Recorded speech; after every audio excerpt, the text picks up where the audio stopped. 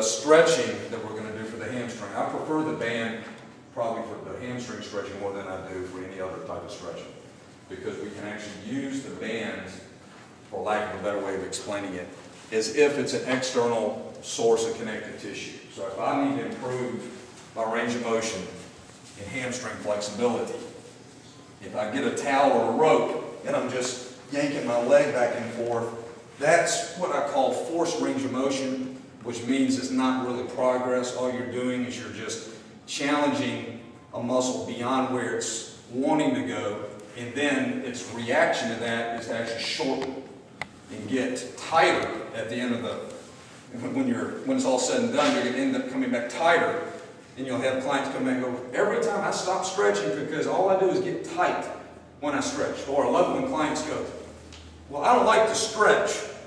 And I go, why? They go, because I'm tight. Well, it's not a performance. Stretching is never competitive. You should never compare yourself with anybody else. All we want is slight improvement in range of motion when you stretch. Don't ever look at it as, okay, my foot's here, I want to try to yank it all the way back here.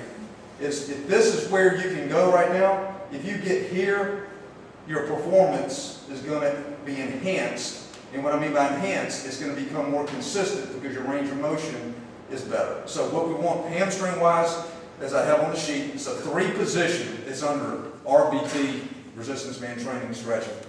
3-position hamstring stretch. Notice how I wrap the band around the middle of the foot in the arch.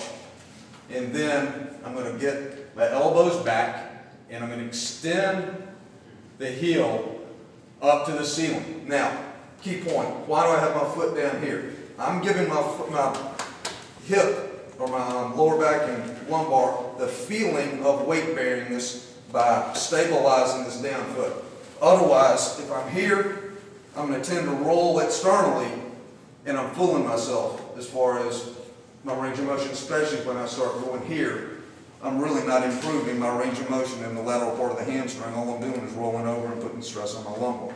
So when we're stretching the hamstrings, we put that foot up against the wall, or anything. It doesn't have to be a wall. It could be a training partner, anything stable.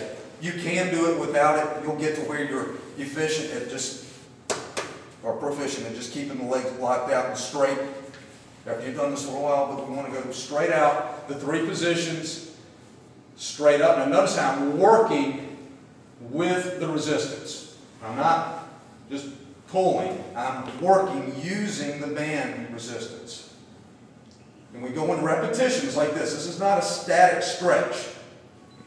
It's not snapping it out either. I'm extending. Then from there, I'm going to go across. This is where most people are going to be super tight. Typically, clients barely get to 11 o'clock, right there before they start getting their lumbar involved. So what we want is just to gradually take it up and across, and again, lead with the heel. Notice I'm bending, extending the quad. Then we go to medial. And this is where most people are a little bit more flexible. Now you can just take it straight out, but you'll have some clients that are able to go all the way out and flex, especially women tend to be a little bit more flexible than guys. And you're taking this leg straight out. But again, it's going to want to go here. We want to keep it straight out and extend the heel out and away.